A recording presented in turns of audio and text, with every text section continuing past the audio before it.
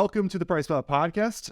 My name is Ben. I'm the co-host today, but today I'm the only host. We are at the Sports and Active Nutrition Summit in San Diego. It is February 16th, and we're super excited to be here with Nutrition21. So we got Todd Spear, Katie Emerson.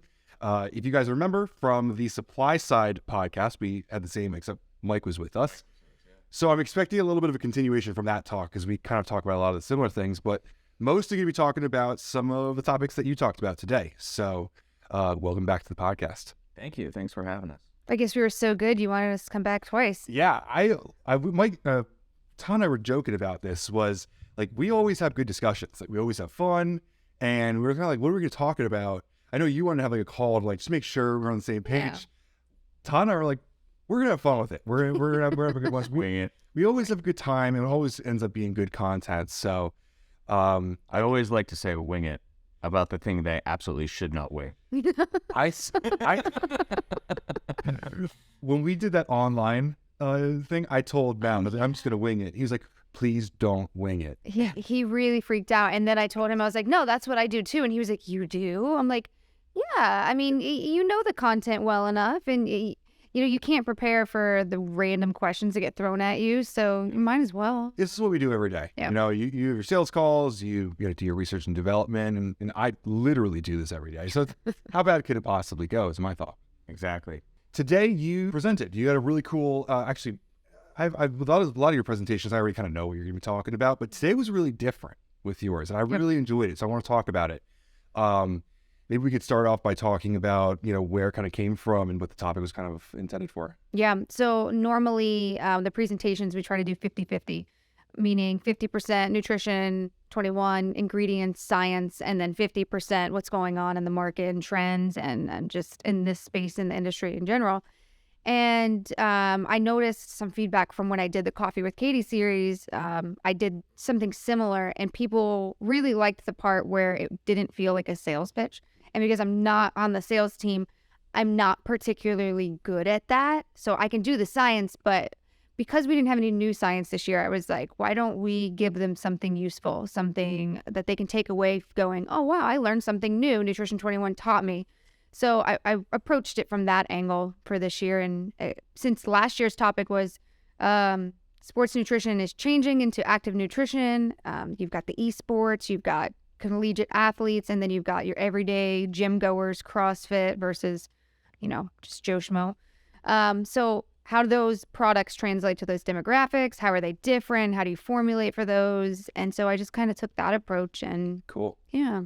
I love the discussion of like active nutrition. I mean, the summit is actually called Sports and Active Nutrition, which I thought was a really important thing because so much of the industry is becoming it used to be all bodybuilders, like hardcore athletes, and it's not that, like you work out, you run, you don't compete in bodybuilding or anything, right?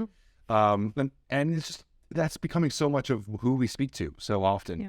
And when we go to these expos, we're really lucky that there's great sponsors like Nutrition21, but a lot of times those presentations become, this is nitrosamine, and there's X amount of studies, and this is what it does. Thank you for your time. Mm-hmm. So I really enjoyed it. You had like a bunch of statements that weren't about just nitrosamine. You had statements about quality, about formulations, about what you would put products. And I kind of really like that, like a representative from Nutrition21 was getting on a stage and like addressing the industry. Yeah.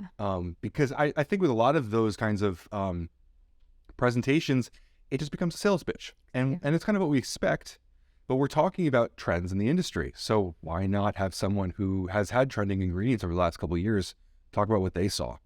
So what were some of the trends or topics that you keyed in on? Yeah, so I get questions when I do presentations of like, why do we do what we do, and how do we do it? How do we approach it? And how can other companies kind of follow our footsteps?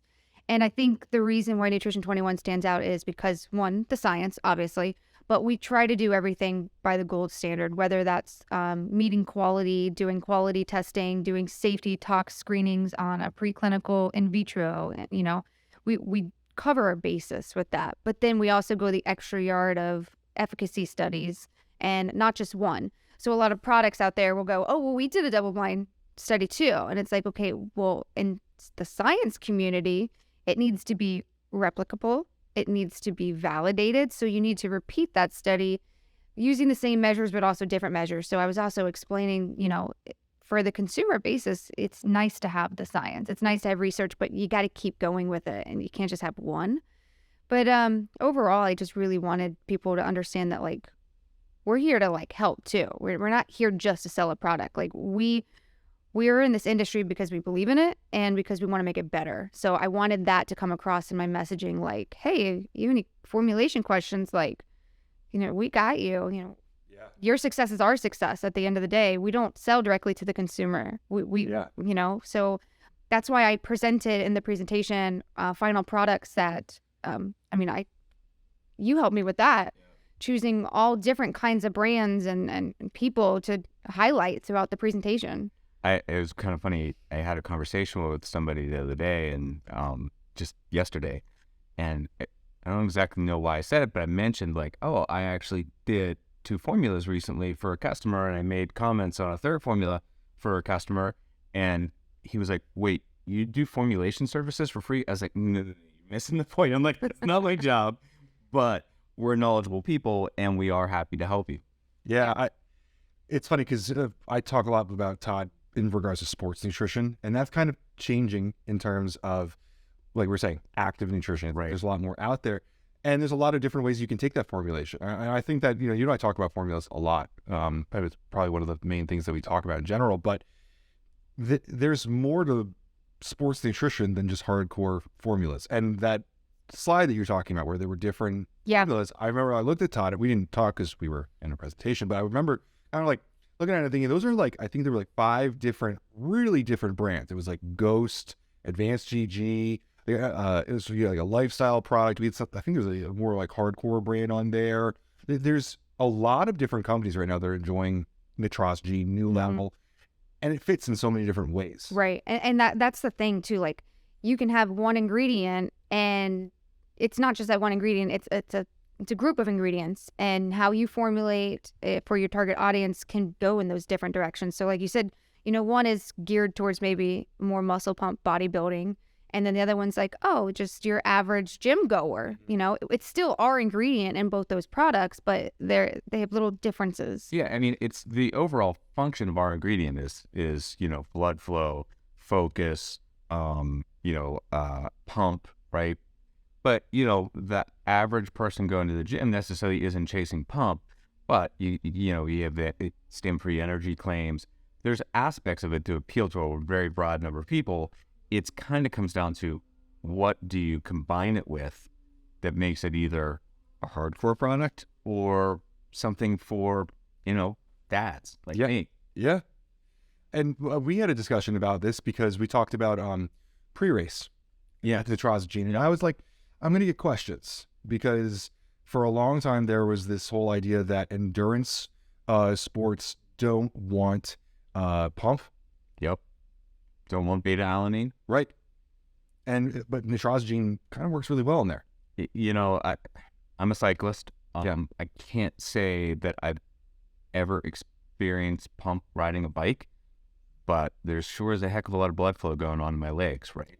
What I always tell people is, you may not want the pump, but the whole point is that you're increasing your blood flow, which means more oxygen to your muscles, which means your muscles are being utilized more efficiently. Right. So however you want to tell the message, you're going to get something better that's going to help you in your exercise. Right. You've been with Nutrition21 for 10 years. 10 years, yeah. And so we've been talking a lot this weekend about what we already said, the shift from sports nutrition, which we still know and love, right? I'm a junkie for sports nutrition. Yep. But we're shifting towards lifestyle stuff, other kinds of stuff.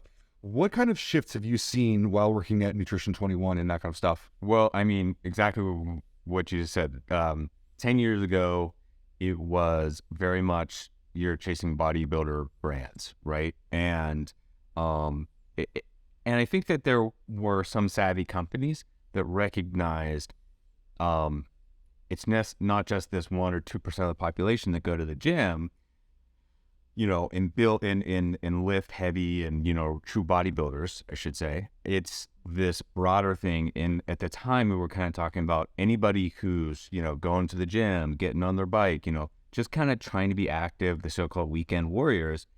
And, I think kind of the tipping point, frankly, in that had a lot to do with Ghost's rise. Yeah. Right. They hit that population, that broader population, really well, and now you see, multinationals. I'm not saying Nestle's coming out with a sports pre-workout or whatever, but like those types of companies, entering the active nutrition space in a much more authentic and serious way than they have in the past. And they're used to, you would see products in the grocery store that were pre-workouts that were from certain multinational companies that the big CPG space, but they didn't really have efficacy, and that's what's changed. Is some of these companies are producing very good products now, and they're reaching out to a much bigger group. And then one of the things that I've said is, I think just about everybody I know uses a protein powder nowadays, right? Like even my mom asked me what kind of protein should I use, and I hear that question all the time. Like I said last time, as soon as people find out what I do, that's your what your conversation is for the next 20 minutes. But still, like people all the time. But what a privilege! Like what a good sign. Yeah. Right. Like I think we all can complain that the second someone finds out you work in sports nutrition, you're going to be talking about diet and pre-workout for the next hour. But what a good sign. That's part of interest. Care. Right. Yeah. We talked maybe like 2 weeks ago. I did a video on ProSupps' new Hyde. Right. It's kind of like a Walmart formula, and then it is going elsewhere. And I feel bad dubbing these things Walmart formulas, but it's a mass consumer. FDM, right? Yeah. And so it has to meet a certain margin. And so the formula is not going to be an Ecovision. Right. Talking about 7 flavors and spices. Yes. But one of the discussions that you and I had about this is like, for the vast majority of people, if I blindfolded them, they would not know the difference between a 75 ingredient pre-workout and a 5. And I keep coming back to this concept recently that the whole category is meant to improve the experience of the workout. Yep. Right. Give you energy, give you some blood pump, give you some euphoria. And with so many of these now, brands are realizing that, instead of $15 for a product, I can manufacture it for $8 to $9 and be able to get it into more channels. Yeah. Get it to more consumers and be able to do it, because these larger channels have more stringent requirements for margin to be able to get it there. Well, yeah, and you think about, the size and reach that Walmart, Amazon have, right? Amazon's is its own animal, and they can carry everything from $1 to $5,000, right? Obviously, pre-workout, and they have a large window of customers. Whereas, the Walmart shopper is price conscious. They have less disposable income. If you want to serve that customer, you need to be in, I couldn't tell you what that sweet spot is on the customer, that pricing, but it's obviously lower than the person who's buying it at Lifetime Gym. Yeah. Or, and other high-end outlet. Yeah. And so what was a really kind of a godsend for talking about the formula, and the formula they put together, was they were able to fit 1.5 grams of nitrosamine in there, which takes care of the equivalence of 8 grams of citrulline malate, right? So you can be able to shrink that serving size. You can be able to bring down all of that powder and stuff into something a little bit smaller, but still have the same power. That was a big trend that I found when I came to supply side with you guys last year. Yeah. Doing more with less. Well, it's, I think Josh Shaw might have been the first person I heard referred to like that NASCAR phase, right? Yeah. Where every container had all these logos on it, so that the containers looked like a NASCAR car. And I think like I heard that and I was like, that's brilliant. Yeah. But I think that we started from this point where you had less efficacious products, and then some key brands, Jim, right, started, talking about scoop size. Well, now we're beyond scoop size, and you don't have to have 8 grams of citrulline when you can have the same effect from 1.5 grams of nitrosamine, right? And you can still get, that an equally effective, pump or blood flow, however you want to measure it, from that smaller dose. But beyond that, like you said, if you have all these things, first of all, a lot of it is just redundancy, and the end result isn't going to be effective. And so, yeah, what I've seen as well, I review a lot of labels. What I've seen well over the last couple years is that, the number of ingredients that are going in, but we're still kind of checking off like main mechanisms of action. Yes. We're just not checking them all off 5 times. And the mechanism of action has been a big discussion recently, specifically not having overlap. That was the topic of my lunch table today. Cool. Oh, is that right? Yeah, everyone was very curious on mechanism of action behind all of our ingredients and how do we test it and how do we even come up with the idea that it could work that way. And it was interesting to hear that people were interested in that. Yeah. We're Did definitely, you say because we're smart? No. we're definitely in a science-heavy summit here. Yeah. Like most people here are either, I actually would say like industry, like the one yesterday where it was like Ken Huntley from GNC and Josh. Right. That was kind of a minority of who was here in terms of industry folk. There's a lot of researchers and ingredient companies here. Yeah, a concentration of PhDs at this summit. Doctor. Yeah, exactly. And like, I don't know that I've ever been in a room with so many highly educated people. ISSN. ISSN, yeah, just the other way. And still, that probably doesn't have the same concentration as this. As you get a lot of students there. You get a lot of students. That's true. Sure. Yeah. I would say there's more academics at that though. Yeah. More academics. But these are, industry PhDs. Right. So it's a little different. And so to your point, it's cool because we ended up realizing this year, not realizing, but discussing it more often, that nitrazegene hits your nitric oxide pathway in a very specific way that we've been doing for years. When it was arginine, when it was arginine ethyl ester, every single version of arginine, citrulline, right? And we can kind of compress that. We don't need to bang on that too long. That the one wish that I had with that study on citrulline and arginine or citrulline and nitrazegene would be that I wish we had done it together to find out what happens. Yeah. Right, because half of the industry is putting these all together. Yeah. But now, like you're saying, we're still taking care of these necessary benefits. And I've looked at pre-workout in such a different way now, is that we have to identify a few benefits that we're looking for, right? It could be pump, it could be energy, it could be euphoria. There's a bunch of different boxes you could check. But when you do check them, you got to look at the pathways that you're checking them through. Yeah. It would be because it's funny because we have this study that says nitrazegene is equal to this much citrulline. We also have studies on citrulline that show over this dosage, you don't get as much back, right? I think over 10 grams, it was a point of pretty much a very little return for that. Hitting like a ceiling. Right. So then you think about it. If nitrazegene is equal to 6 pure citrulline, how much more can you really add on top of nitrazegene? Right. And then you end up looking at the industry and saying, it looks like there's a bunch of these where we're putting a lot on top of nitrazegene where there might be a point of diminished return because that gram and a half is already delivering so much. Well, that's kind of like the point of like the message too that I was giving is, innovative thoughtfulness. Are you throwing the kitchen sink at it or are you being thoughtful? And there's the consumer that wants the kitchen sink. It's true. For sure. A lot of people that want. Yeah. And the funny thing is most viewers of this podcast are going to be those people that want that kitchen sink. Like, very proud. Our community loves the kitchen sink. I love the kitchen sink as an athlete.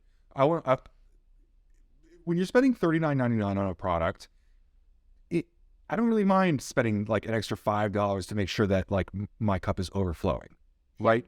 Sure. It's not a huge investment, but for a lot of people, like I think I was telling you this. I did a podcast a couple years ago called the PricePlow Authority Report, where I brought in like I remember that. ridiculous experts, and we talked for 2 hours. There was like Ken Angle, Tim Gritzman, and like no one knew what anyone was saying. It was like Oh, you needed somebody to interpret for. Yeah. Well, that was The best vocabulary in the industry. That was Tim's job, and even like Tim, when he was translating, it's still like And it was funny because Dan from Goes, I have to give him a ton of credit for making this point. He was like, I know you love this stuff, and I love it too. There's like 15 people that can understand what you're talking about, but there's like 5 million people that take pre-workout. Right. Yeah. So who's going to talk to those people? And that's a lot of what I think about when we're talking about formulas. Because they, we we have this Discord, 600 guys that like will mix 3 pre-workouts together to have like the perfect experience. But that's not, the vast majority of these customers, right? Yeah. The vast majority of customers just want something that'll improve their workout. Yep. And Give them a little bit of boost when they're not feeling it, whether it's in the morning or the evening after work, whatever it is. Like, there's some days it's really, I don't care who you are, it's hard to get to the gym, right? And that's when, frankly, pre-workouts help all the time, but that's when it can really, I think, for most consumers, make a difference. Yeah. It helps you get, the energy to do the thing that you should do, but you don't want to do. yeah. Yep. And we all have that. Yeah. It also helps you like get through the exercise. So like not even just the initiation of actually pulling the trigger, but like how many times if you didn't get a pre-workout in or caffeine or whatever, if you just skipped it and you were still able to initiate like, okay, I'm here, I'm ready to go. And then you're just like walking around to the machines and you're just like half-assed, it's like, it helps you get through. Yeah. And that discussion is starting to apply in so many different places. We've had really meaningful discussions about amino acids, the differences between BCAAs and EAAs, how much is really important. And I really think it's coming into protein now too. Like you were saying how, your mom takes protein. Like my mom takes protein like 3 times a day. Like there's so much in the industry of just quality right now. I feel really good about it.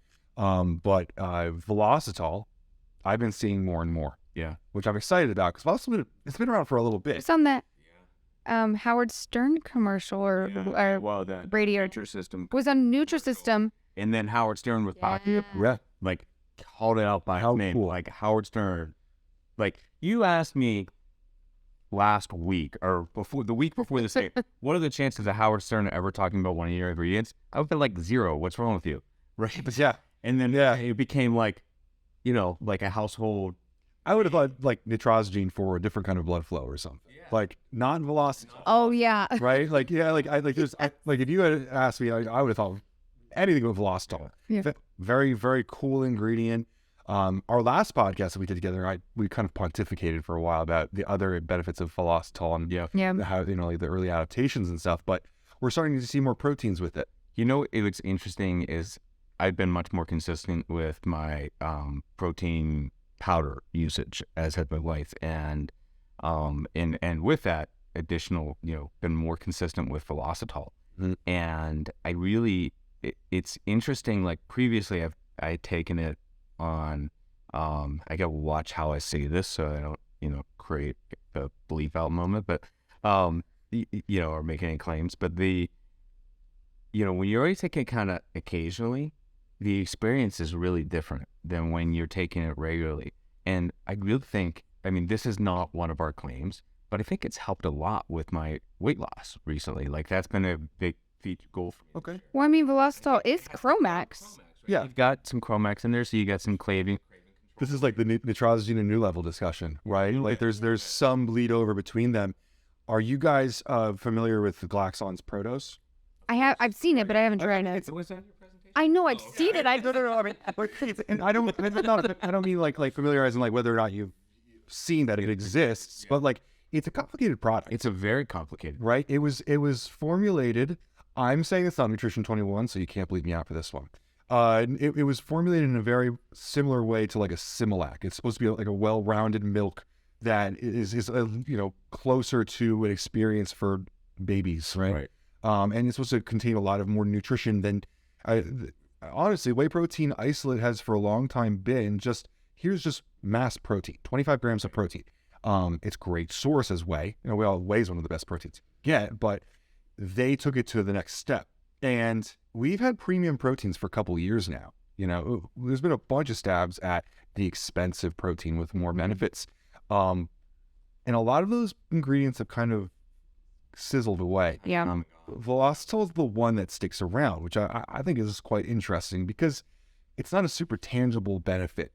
Like take atrazine, you get a pump. You feel it. You take New Level, you get like actual real focus that you can feel. Yeah. And Velositol is something that it takes a few reps, like I said. Yeah, I think it's more subtle. Like the first thing I noticed for me was, reduction of soreness post-workout. Sure. And I was messing around, with my N of 1 that, obviously it's Of course. not. I've been doing that a lot too. Right. Yeah. And it's like, I'm just going to try just protein. I'm going to try nothing. I'm going to try protein and Velositol, right? And kind of see what kind of effects you get. And I am absolutely confident that it reduces muscle soreness. Okay. Obviously, I don't have any science for that, right? That's just my opinion. But it makes sense. But then, like you said, you're taking it more regularly, and I'm seeing changes in body composition. Right. And I've been stuck for a long time. So, we've all kind of been there. We've all had to deal with that, right? At some point in our fitness journeys, like your lifestyle, you can only change so much comfortably. You got 2 kids, Yep. a dog, life, you travel, right? There's only so much you can do comfortably, and you have to make some meaningful changes at that point, get past that. And it's kind of cool to be able to like just add an ingredient to a product that will kind of supercharge in some ways, right? Yep. And that's how I felt. The whole reason I bring up this whole Glaxon things is because I'm a 2-scoop protein kind of guy. I'm very lucky. I get a lot of protein for work.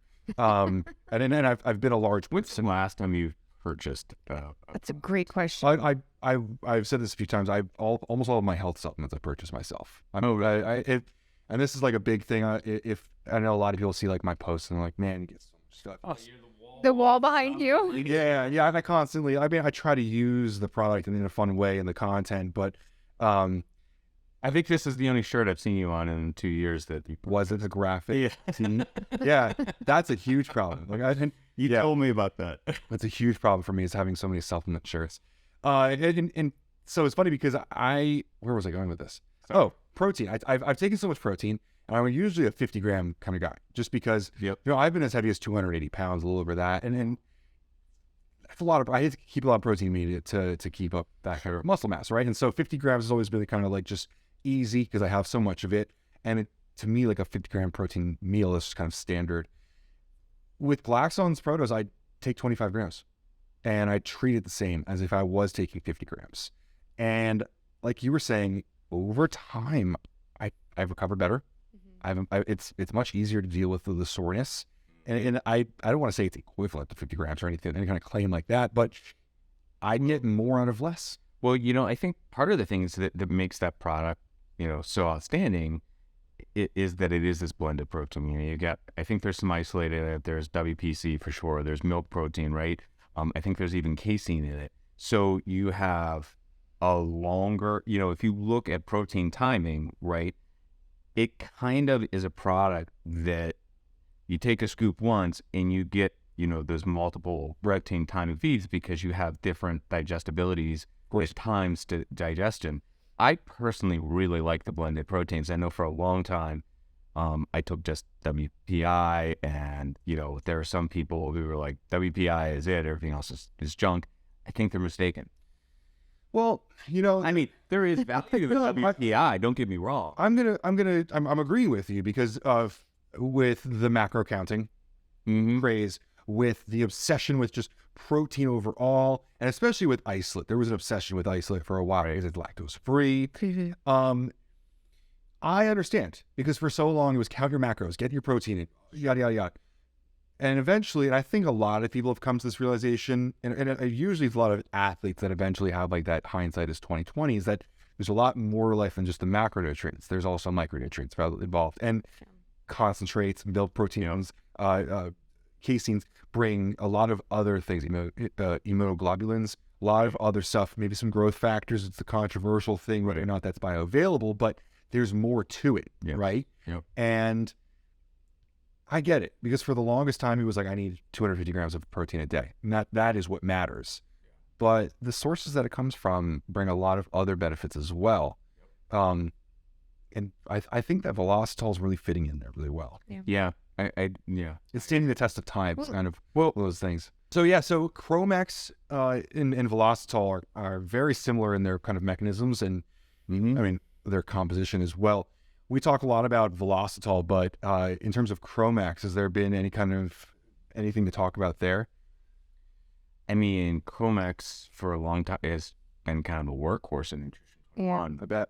It's just so highly researched, not just by us, by so many other people, you know? It's one of those things where, if I'm looking through the active ingredients of a lot of products, I see nitrosogene very easily because it's in the active area. Same with obviously Velositol. Maybe in proteins, it usually ends up in the other ingredients sometimes. But chromium picolinate can end up in the minerals. Right. And it's easy to miss. Most of us meatheads just go straight for the actives. We don't look at the minerals at the top. Now, I've gone through multiple, multivitamins or fat burner type products and skimmed over that. And at the end of my video, I'm looking at the top, I'm like, oh shit, there's Chromax in this. I see that kind of workhorse, but to me, this is where you want to end up as an ingredient company, where your products are just accepted. They're tried and true. They stick around, and I love novel ingredients. I love talking about the newest and greatest stuff. But when we were talking about proteins and premium ingredients and proteins, how many of those products didn't stick around? Whereas Velositol sticks to the test of time. Yeah, it's been on the market for about 5 years, if I'm remembering correctly, but it's been largely underutilized. Yeah. And like we talked about in the last podcast, once we kind of started looking at the end results, and Katie helped me with some of the endpoints, but the increase in jump height, the increase in endurance, increase in power and performance, those are meaningful. Yeah, much more so than it doubles your MPS. And it almost makes me wonder, when you really zoom out, what about New Level Nitrosogene? What about some of these other products where we have been so hyper-focused on that, right? That was a conversation at lunch today. They asked me with, nitrosogene, do we have any performance measures? Yeah. And I'm like, no, but we should, why not? Just to see what it can do, it may not produce anything, and it may give us what we want to see, but it's hard because we've talked about, I think, this at supply side, measuring talent. Okay. Your natural ability to lift, and do you already know what you're doing in the gym versus someone who doesn't know? You're going to see a different improvement rate. Yes. So that is hard to measure, and that was one of the questions that I got on stage. For Velositol study, were these men receiving help? Yeah, they had a strength and conditioning coach that was training with them and showing them how to properly do that. They all came from different levels to begin with. But so did the control group, to be clear. Right. And that's what I had to say to the people at the lunch table. I was like, you have to understand, yes, that does happen. Same thing with the gaming. Same thing with focus for the New Level gaming, the focus testing. You will naturally progress. As you learn something, you're going to get better. But you have to compare it to the control group. That's why it's a double-blind placebo control. That's the whole point. Well, and the other thing, I think that, if you're outside of academia or a group that works a lot with clinical research, the pharmaceutical people know this, but, the placebo effect is so huge. We talked about that. And it's actually increased Yep. over the years. Yes, As has nocebo. I bring up placebo all the time, constantly. It is my biggest fear when I see with them. I don't know that I get sent that someone one day is going to send me something that's just maltodextrin and prank me. Right. Totally possible. Absolutely. Yeah. I think it's entirely possible, right? Talking about Blackstone, this is a really great example. Last year, we had a bit of a discussion with them about natural caffeine. Right. Natural versus synthetic has been a big discussion for a while. And there's I just think they hit differently. well, this is this big anecdote that there's this difference, right? Because natural caffeine has some naturally occurring chlorogenic acid. Right. But when you look at natural caffeine, it's 98% caffeine by weight. So in 100 milligrams, you're getting 2 milligrams of something extra, maybe 1 milligram because there's a little bit of ash and moisture in there, right? It's not a meaningful amount of other constituents in there that would make any difference. That was Glaxone's argument, and most of us had kind of said, well, no, we feel a difference. Could be placebo, right? So they ran a little fun little experiment, and I love this kind of stuff. I love that you guys produce really high quality data, but I also really enjoy survey. I like the N of one. I mean, I've been playing around with Lustriva and stuff. I mean, it's nice to actually be okay, because you know the placebo effect, right? So it's I want to try and not change my habits because I don't want to skew the data. and see if I really do see an effect. And it's kind of fun. So check this out. So they gave out, I think it was maybe like 100 participants, maybe probably a little bit less, but it was all consumers, and we would consider them to be like, early adopters or super consumers, people who care about brands, people who probably know their bodies really well. We would hope so, right? They told them, you're getting 3 samples of a natural caffeine and 3 samples of a synthetic caffeine. And they use like hieroglyphics on them, so there's no way to figure out like 1 through 3 and 4 through 6 or whatever, right? They swapped it. So see if you can tell us which one's natural, which one's And they wrote that name in it. no. There were 2 synthetic, 2 natural, and 2 placebos. Oh, really? Fun. Almost nobody figured out which one was real from this fake. Is that right? Tons of people say this was the natural one. It was awesome. It was so much better than the synthetic, and it was maltodextrin. Wow. And it was supposed to be like, I think like 300 milligrams of caffeine. And they were thinking Whoa. like 300 milligrams of maltodextrin function, like, or it might have been 200, but 200 to 300 milligrams of caffeine, that's significant. Yeah. And so you think about like, of all the ingredients in the world that you could give someone and them not know, but they would be able to get it, caffeine's one of them, Yeah. right? Right. Other than that, it'd be like Yohimbe, because it would give you a heart attack. Like that kind of stuff. Like, sorry to anyone who produces Yohimbe, but like something like really tangible. Right. And that was one of those things where I've realized placebo really plays a huge factor. And so It does. you're giving these people in general now these pre-workout drinks that are, bright red and taste like, Sour Patch Kids. Yeah. Right. And you drink it every single day. And that becomes a psychological thing. Like, I'm taking this, I'm starting my workout. Like you were saying before, there's so many days where just drinking that gets me to the gym. It's a real concern. That's something Catherine and I, the new VP in our department, we've been talking about. You will see an effect from the placebo group. Yeah. People just change their habits. If they know that we are testing them for squats, they're going to push a little harder each time you get tested. If they know that we're looking at their skin, maybe they're eating better. Maybe they're putting on new lotion and things. So like they change their habits. One, it psychologically, you just, I'm getting something that's going to make me feel pretty and squat more. And I mean, we have to think about this from a study design, taking into account. So the more measures we have, and then of course repeating the study, that just helps to build the science. But I mean, it's a real thing. I'm convinced that the main, and I think there's some studies that behind this, that the main reason tracking your macros works is because it makes you conscientious of what you're eating. Because you're like, oh, you know what? I do normally have M&Ms midday. It's like budgeting. Yeah, It's like budgeting. I've always loved, Lane Nord had that kind of analogy. It's like, whether or not you're tracking your budget, you're spending that money. Yes. So whether or not you're budgeting, When you track it, you spend so much less. My brother, who's an economist, taught me that, like when I was in college, and he was like, here's what I did. He had half an index card he kept in his wallet, and every time he spent money, he wrote it down. And I used that for a while. And because I asked him, like, my brother's like the best money manager I've ever met. And so this is in college, and of course I had no money. And I asked him, like, what do you do? And I was like, oh, this is what I do. It was that simple. Yep. Like, to control, all of a sudden I was no longer, going to take out money out of the ATM and finding that it was empty. Yeah. And this is especially important for like new level, right? Where especially if you're performing a mental task and you can remember things a little bit better the second time you do them, all sorts of stuff like that. And I think that the squat thing is kind of interesting because people can try a little bit harder, right? There's always been like criticisms of, like, remember the University of Tampa studies with Jacob Wilson, and where their placebo groups were like putting on like tons of fucking muscle because they were pushing these guys like crazy in the gym, which is really cool because as a strength and conditioning person, if you send me a study of we put if someone heard you wrong today in your thing, they were like, how did you put 40 to 70 pounds on a squat? And I was like, how did she? Because that's incredible, I know. I was like, I didn't say that. I said 20 pounds, but okay. Yeah, I was wondering where that one came from. I was wondering if it was maybe misread. I was just about to say maybe they did like the conversion wrong. I was like, yeah, but that's a great question with these kinds of like exercise studies. Is like sometimes these people are going to train harder in a lab.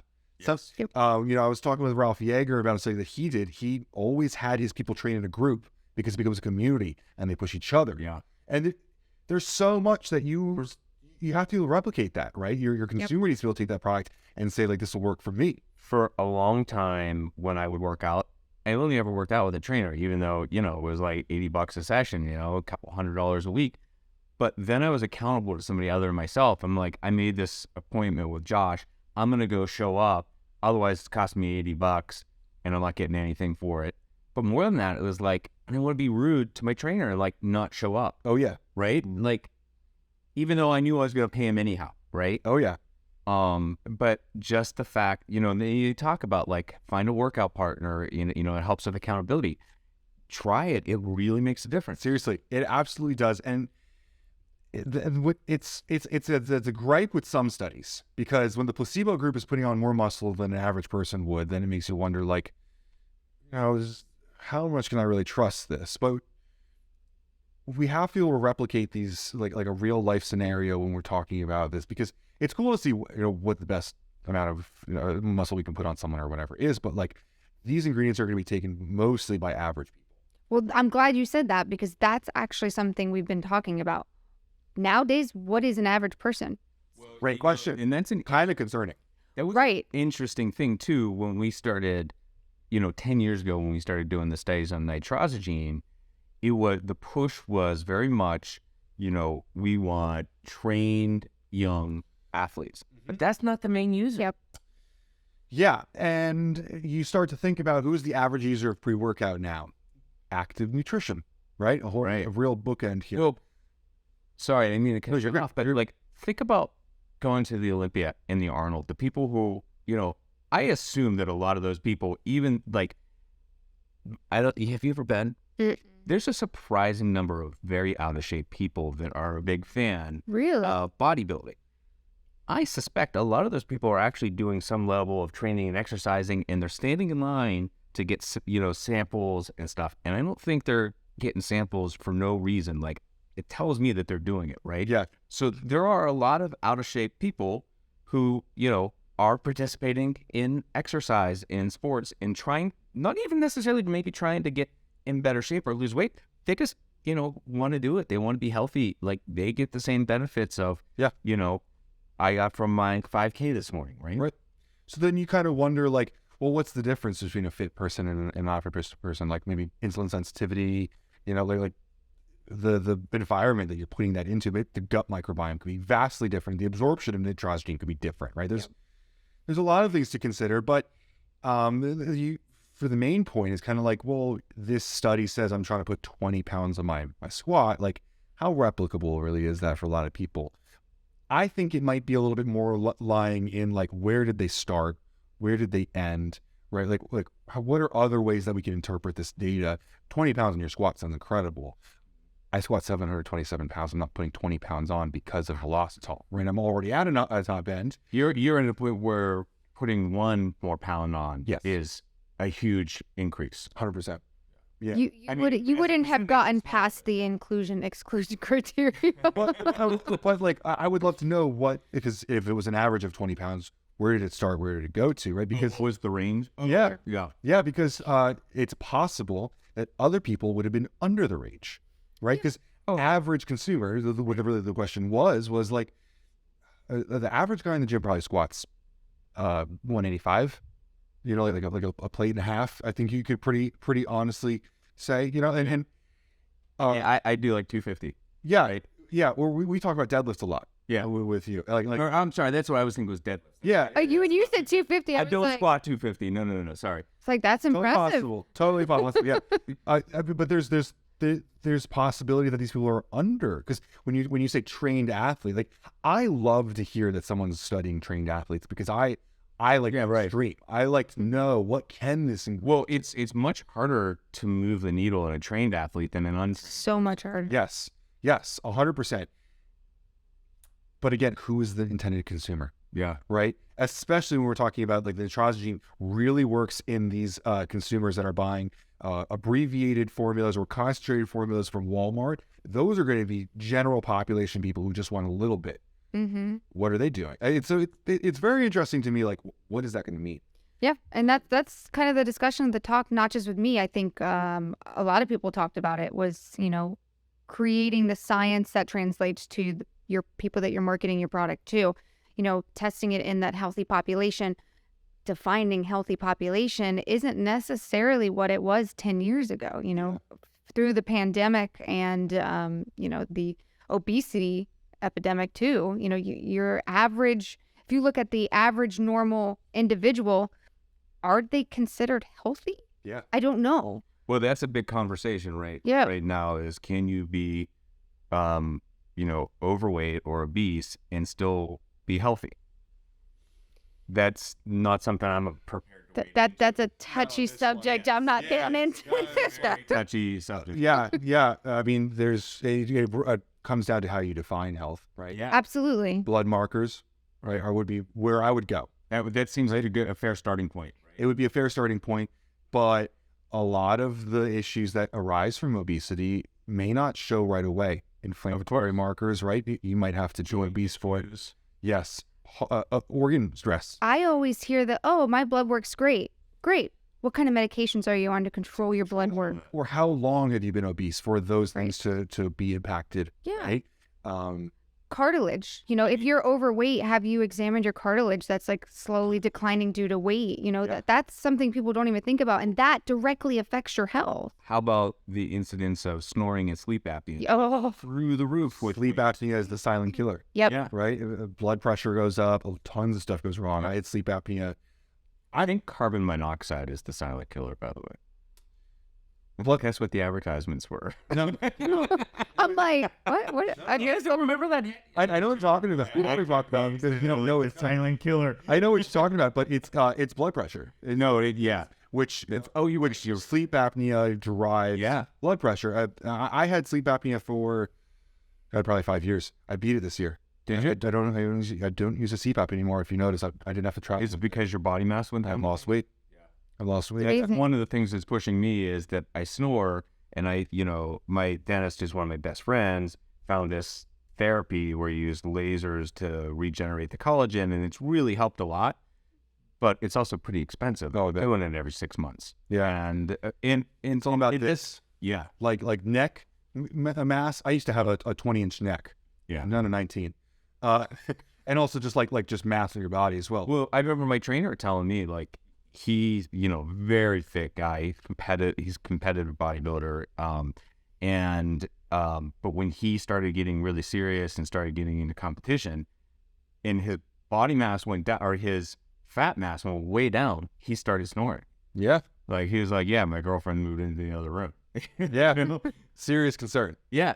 So it's an important thing that it's not necessary. It's about weight or mass, perhaps, not just. Yeah. I mean, I was what a lot of people would consider to be in really good shape.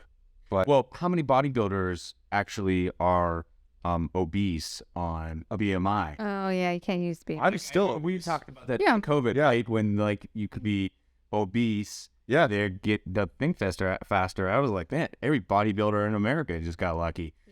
Yeah. I was 280.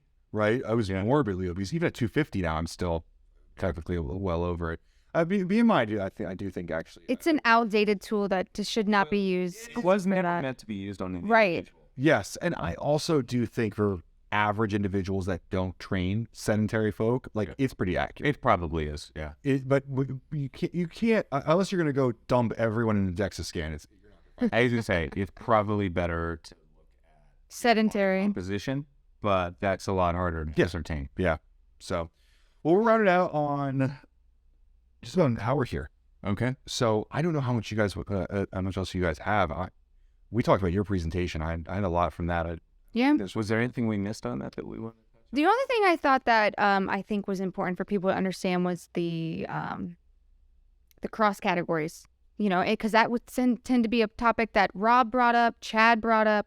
The proteins with pre and probiotics. Is that what you mean by cross category? Yeah. So instead of it being just a pre and a post workout, where post workout's always been pretty much protein. The pre workout's pretty much been caffeine and some sort of muscle pump. Right. Now you're seeing them with crazy fun innovation and formulas that are targeting more than just that one area. I've seen a ton of pre workouts with B vitamins. Yes, they've got a ton of different attributes, but someone who may not know what they do in the sports arena or even cognitive will go, vitamins, I want to be immune health, conscious. And then you see the pre and probiotics being put into post-workout sleep and stress being put into recovery products, and that was touched on by a bunch of people this weekend. So I thought it was interesting. Yeah. And I think you are seeing more and more of that, sleep products that also contain a beauty ingredient.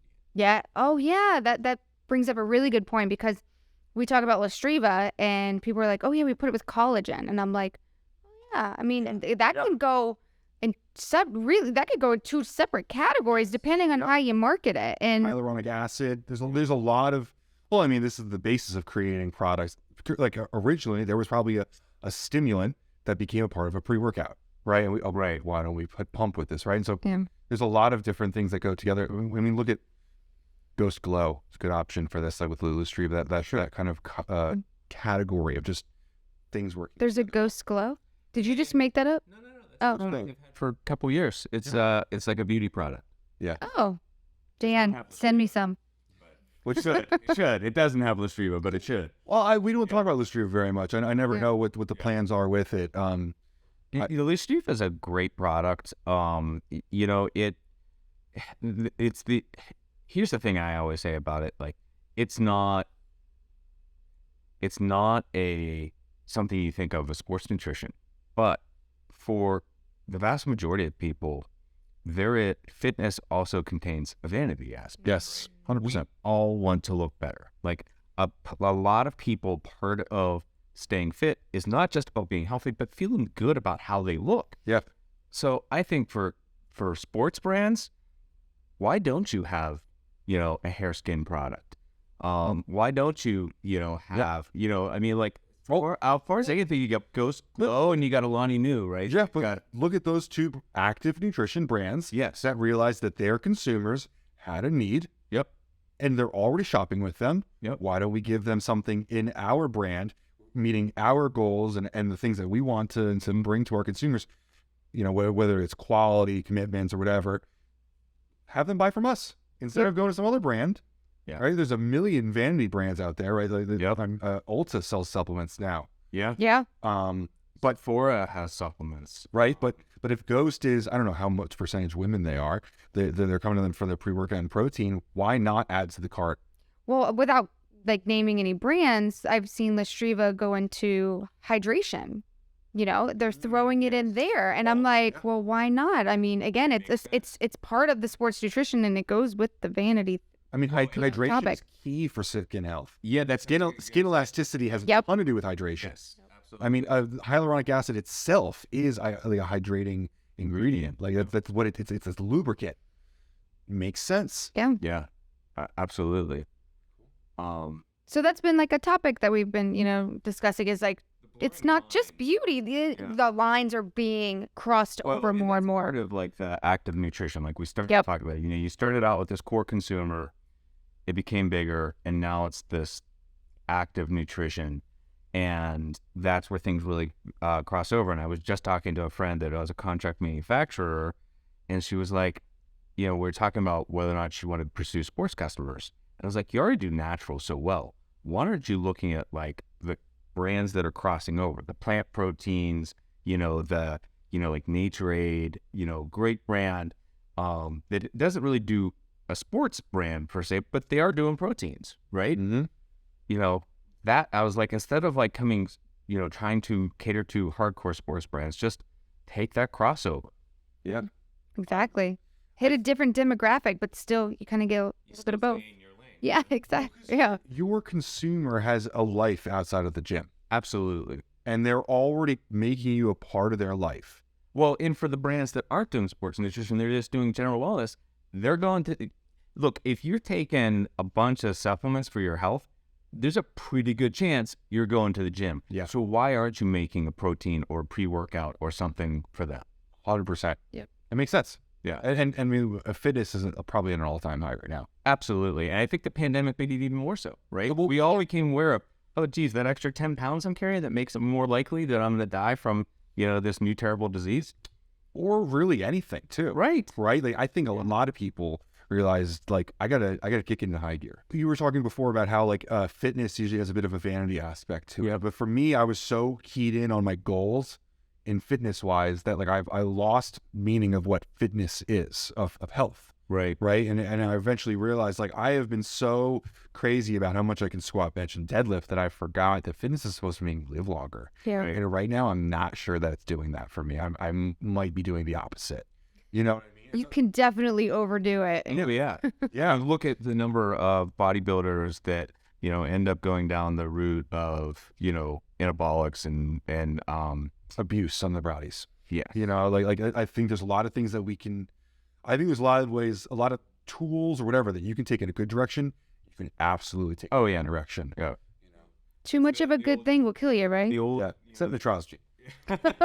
You've thoroughly tested that out for Last year at the Olympia, I accidentally took 3 grams of it. yeah, I've done that many times. Yeah. Not that we're advocating that. I would say there's an old, you know, I think libertarian statement that the abuse of any substance is its own punishment, right? And that's a great way to say that. Say that again. The abuse of any substance is its own punishment, and I think it's very That's true. brilliant. Yeah. Well, we were talking about alcohol last night. Yeah. Right. Like the constant need for it. Like that is its own punishment. Yeah. Right. Yeah, I think if you've ever known anybody who's been an addict, right? Mm-hmm. Like the reason addiction is so awful, and doesn't matter what. I mean, sometimes addictions are good things, but like you've seen people who've been addicted to exercise that, you know, damage their health.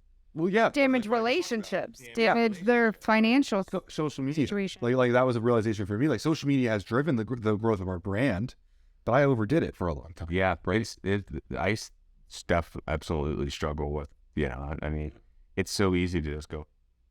Yeah. How many times you're bored, right? How many times do you just open Instagram like without even thinking about it? I'll close it. Kind of automatic, and my kids are the ones that point it out. My kids too. They're like, "Mom's on her phone again." And I'm like, "I'm on my emails." Go to my email. Well, that's a hard one on its own. I've tried to. I bought an iPad, and I was like, if I'm going to work, I have to go pick up the iPad to do it. Smart. Right? It's difficult, but then you're on like a 6-hour flight. Well, and actually, the nice thing about the flights is I'm usually not. You don't buy the Wi-Fi? Well, I'll buy the Wi-Fi if I'm going to work, but I don't sit there and do social media.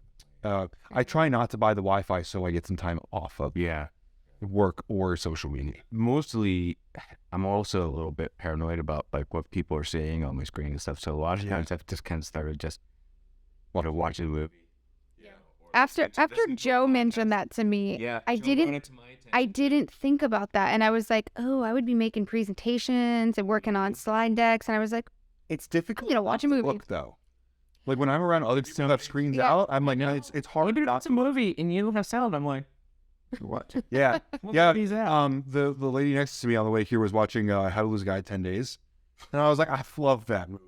You know, like I think I haven't thought about that movie since like 2005. I mean, for us, like industry people, we're always like, I see people I know on the planes all the time when I'm coming to Easy. Some guy, he goes, hey, you were on my flight on the way out here, and I was like, oh. I know. Yeah, he knows your presentation now. I watched a movie. Well, Joe pointed it all out to us. Right? It was like sales data and stuff. Not even that, just like our sales pitches and our presentation. He's like, be careful who you're around.